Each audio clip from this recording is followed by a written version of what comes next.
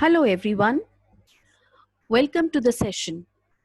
Now in today's class, we'll be learning how to prepare the journal. Now business transactions are recorded in the books of accounts, which are divided into two classes. First is your journal and second is your ledger. Now journal is the book of original entry. It is the primary book of accounts in which transactions are first recorded in chronological order as they are entered into. क्या मतलब हुआ बेटा इसका कि journal हमारी book of original entry होती है. इसको हम बुक ऑफ ओरिजिनल एंट्री या प्राइमरी बुक ऑफ अकाउंट इसलिए कहते हैं कि बेटा जो बिजनेस ट्रांजैक्शन होती है वो पहली बार, सबसे पहली बार जिस जिस जगह पे रिकॉर्ड होती है उसको हम, या जिस बुक ऑफ अकाउंट में रिकॉर्ड होती है उसको हम जर्नल कहते हैं. क्योंकि पहली बार एंट्री इसके अंदर रिकॉर्ड हो रही है बिजनेस फाइनेंशियल ट्रांजैक्शन, इसलिए हम इसको प्राइमरी बुक कहते हैं. और यहाँ पर जो ट्रांजैक्शंस रिकॉर्ड होती हैं वो क्रोनोलॉजिकल ऑर्डर में होती हैं. क्रोनोलॉजिकल ऑर्डर का मतलब डेट वाइज होती हैं. जैसे जैसे ट्रांजैक्शंस होती जाती हैं डेट वाइज, वैसे वैसे ही ये ट्रांजैक्शंस जर्नल में रिकॉर्ड होती जाती हैं. Second book which is maintained is ledger. Ledger is the principal book. अब हम क्या करते हैं, देखिए जर्नल में तो हम सारी ट्रांजैक्शंस रिकॉर्ड करते जाते हैं. And we have seen in the previous sessions, accounting equation भी जब हमने बनाना सीखा था तब भी हमने ये सीखा था कि बिजनेस में बहुत सारे अकाउंट्स है ना, assets account, liabilities account, capital account, बहुत सारे expenses account, income account open होते जाते हैं. अब हम क्या करते हैं, लेजर जब बनाते हैं तो हम हर एक अकाउंट का सेपरेट अकाउंट क्रिएट करते जाते हैं. एंड जहां पे ये सेपरेट अकाउंट खुलते हैं उस बुक को हम लेजर कहते हैं. So ledger it is a book और register which contains in a summarized and classified form a permanent record of all transactions. यानी कि सपोज कैश से रिलेटेड मेरी 1 मंथ में 20 ट्रांजेक्शन्स हुई हैं, तो फिर मैं क्या करूंगी, जर्नल से मैं कैश से रिलेटेड जितनी ट्रांजेक्शन्स हैं उनका एक कैश अकाउंट लेजर में ओपन अप करूंगी और कैश से रिलेटेड जितनी ट्रांजेक्शन्स हैं मैं उस कैश अकाउंट में ट्रांसफर कर दूंगी, so that I can have a complete record of all the transactions related to cash in the ledger. दोबारा रिपीट करती हूँ, I am giving another example. अब आप देखो बेटा, मेरे बिजनेस में लेट्स से परचेजेस, ठीक है, परचेजेस लेट्स से मंथ में 4-5 टाइम्स हो गई, ठीक है. अब मुझे ये देखना है कि परचेजेस टोटल कितनी हुई हैं, और कैश परचेजेस भी होती हैं और क्रेडिट परचेजेस भी होती हैं. So what I will do is I will open a purchase account in the ledger, that is my principal book. I will open a purchase account in the ledger और उस purchase account में सारी purchase से related जितनी transactions हैं वो मैं record कर दूंगी. तो मेरे पास क्या आ जाएगा, एक क्लासिफाइड रिकॉर्ड आ जाएगा जहां पर परचेज से रिलेटेड सारी ट्रांजैक्शंस एक ही जगह पर रिकॉर्ड होंगी. So that is known as your ledger account. And both journal and ledger are essential to complete an efficient system of accounting.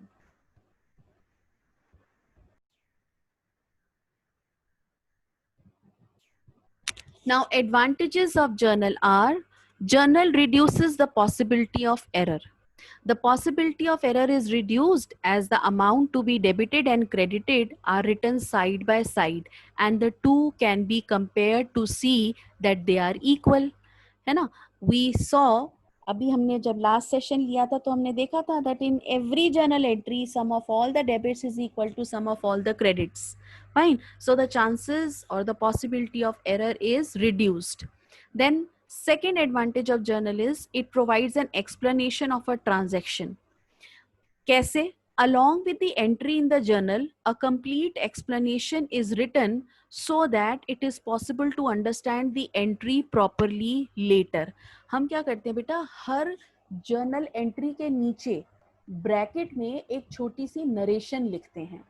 जैसे होता है ना, हमारे प्ले में एक नरेटर होता है. क्या काम होता है उस नरेटर का? वो सारी की सारी स्टोरी नरेट करता जाता है. प्ले के सीन्स आते जाते हैं, बट सारी जो स्टोरी है वो नरेटर करता है. सेम वे हमारे जर्नल एंट्री में नरेटर का ही काम करती है. वो बताती है कि इस एंट्री में क्या हो रहा है.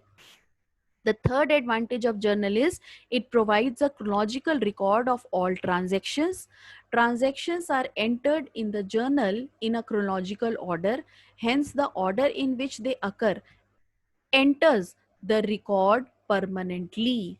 Date wise transactions record होती हैं, फाइन. और जैसे जैसे ट्रांजेक्शन्स, बिजनेस फाइनेंशियल ट्रांजेक्शन्स हमारे बिजनेस में होती जाती हैं, हम उनको जर्नल में रिकॉर्ड करते जाते हैं. Now this is the form of a journal.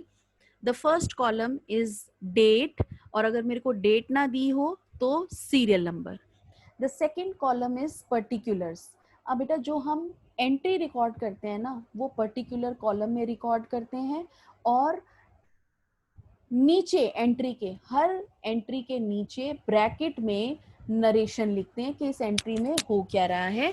Narration is a brief description of the transaction that is written in a particular column. The next column is your L.F, that is ledger folio. In this column, the number of the ledger page is written to which the amount is posted in the ledger. अब बेटा हम ledger folio में वो laser का page number लिखते हैं जिस page number पे हमने इस पर्टिकुलर जर्नल एंट्री को पोस्ट किया होगा. Fine. Then two columns.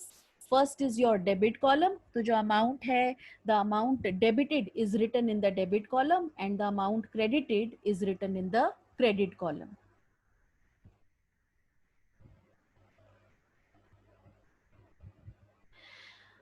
Now the steps in journalizing. First step is to identify the affected accounts. जैसे हमने अकाउंटिंग इक्वेशन में भी किया था, अभी जब हम rules of debit and credit कर रहे थे तब भी हमने यही फर्स्ट स्टेप किया था कि हमें पहले ये देखना है कि बिजनेस फाइनेंशियल ट्रांजैक्शन में कौन से अकाउंट्स हैं जो कि अफेक्ट हो रहे हैं.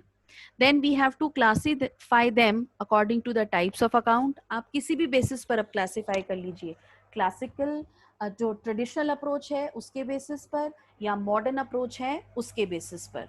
Then third step is ascertain the account to be debited and credited by applying the rules of debit and credit. चाहे आप ट्रेडिशनल अप्रोच के हिसाब से रूल अप्लाई कर लीजिए, चाहे आप मॉडर्न अप्रोच के हिसाब से रूल अप्लाई कर लीजिए. And then by applying that rule you have to ascertain कि कौन सा अकाउंट कितने अमाउंट से डेबिट होगा और कौन सा अकाउंट कितने अमाउंट से क्रेडिट होगा. Then draw the ruling of the journal and record the transactions. Format बनाइए and then start recording the transactions along with the narration. एक बात और होती है बेटा कि हम क्या करते हैं, जो अमाउंट का कॉलम होता है ना उसको हम टोटल अप करते हैं डेबिट और क्रेडिट दोनों को. ऑब्वियसली जब हम हर ट्रांजैक्शन में sum of the debits equal to sum of credits ensure करते हैं तो जो हमारा टोटल आएगा डेबिट कॉलम और क्रेडिट कॉलम का जर्नल का वो इक्वली आएगा. अगर हमारी जर्नल ट्रांजैक्शंस पूरी नहीं हुई एक ही पेज में तो हम एक पेज के टोटल को सेकंड पेज के टोटल में, फर्स्ट पेज के टोटल को सेकंड पेज के टोटल में, सेकंड पेज के टोटल में थर्ड पेज के टोटल में कैरी फॉरवर्ड करते रहते हैं. And then we'll write total carry forward और नेक्स्ट पेज में we will write total brought forward. Brought forward indicate करता है कि हम ये टोटल पिछले पेज से अगले पेज पे लेके आए हैं. टोटल कैरी फॉरवर्ड इंडिकेट करता है कि टोटल हम ये करंट पेज से नेक्स्ट पेज पे लेके जाएंगे. Further transactions are recorded and amounts in two columns are total again और लास्ट में हम grand total journal का रिकॉर्ड करते हैं. Now let us now learn to record the simple journal entries by taking an example. See, these 15 entries are there in front of you.